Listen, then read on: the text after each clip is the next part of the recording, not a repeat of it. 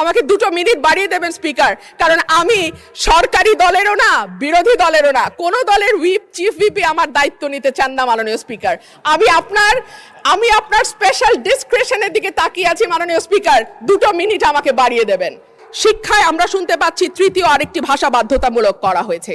আমি বিনীতভাবে বলবো, তৃতীয় ভাষা বাধ্যতামূলক করবার আগে আমাদের নজর দেওয়া উচিত কেন প্রাথমিক পাশ করা একজন স্টুডেন্ট সঠিকভাবে রিডিং পড়তে পারে না, কেন জিপিএ 5 পাওয়া একজন স্টুডেন্ট শুদ্ধভাবে ইংরেজিতে একটা বাক্য গঠন করতে পারে না।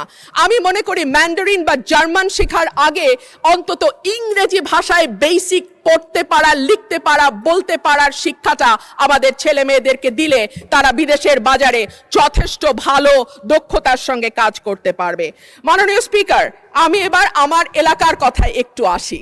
আমাকে 2 মিনিট বাড়িয়ে দেবেন স্পিকার, কারণ আমি সরকারি দলেরও না বিরোধী দলেরও না, কোন দলের হুইপ চিফ হুইপই আমার দায়িত্ব নিতে চান না মাননীয় স্পিকার। আমি আপনার স্পেশাল ডিসক্রিশনের দিকে তাকিয়ে আছি মাননীয় স্পিকার, 2 মিনিট আমাকে বাড়িয়ে দেবেন।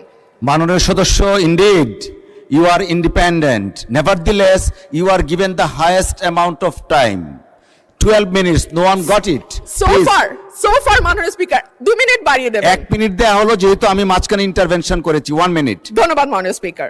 মাননীয় স্পিকার, আমার এলাকায় 19টি ইউনিয়ন এবং এই 19টি ইউনিয়নে যে কমিউনিটি ক্লিনিকগুলো আছে সেগুলোকে আবার ভালোভাবে সচল করা, CHCP নিশ্চিত করা এবং ওষুধ যাতে নিশ্চিত করা হয়। উপজেলা হাসপাতালগুলোতে মাননীয় স্পিকার, আমি এই সংসদে বলেছিলাম যে হাসপাতাল নিজেই রোগীর আর চিকিৎসা কি করবে, সেই হাসপাতালগুলোর উন্নয়নের জন্য আমি স্বাস্থ্যমন্ত্রীকে অনুরোধ জানাবো তিনি যেন আমার 3টা উপজেলার যে স্বাস্থ্য কেন্দ্রগুলো আছে সেটাতে কিছুটা নজর দেন।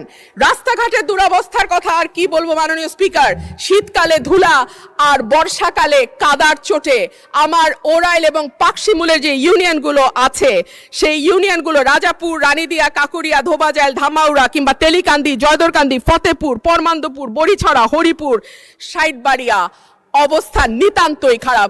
আমাদের মাননীয় মন্ত্রী এখানে উপস্থিত আছেন, আশা করি তিনি এ বিষয়ে সদয় দৃষ্টি দেবেন।